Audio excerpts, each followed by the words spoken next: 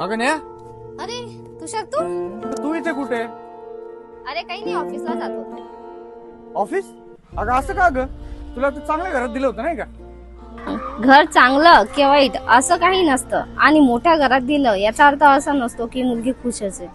तुला एक सांगू का, जेव्हा मी माहेरी 2 दिवस जास्त राहते ना तेव्हा माहेरवाले काय बोलतात की अगं आता तुझ्या घरी तू जा, आणि जेव्हा मी सासरी काहीतरी 2-3 शब्द जास्त जो बोलते किंवा मोठ्या आवाजात बोलते तेव्हा तिथे बोललं जातं बेटा हे तुझं माहेर नाही.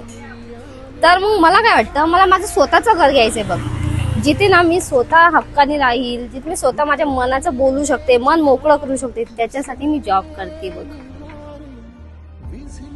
अरे चल येऊ का मी, परत सासूबाई कॉल करतील बघ. हो चालेल चालेल हो ठीक. चल बाय.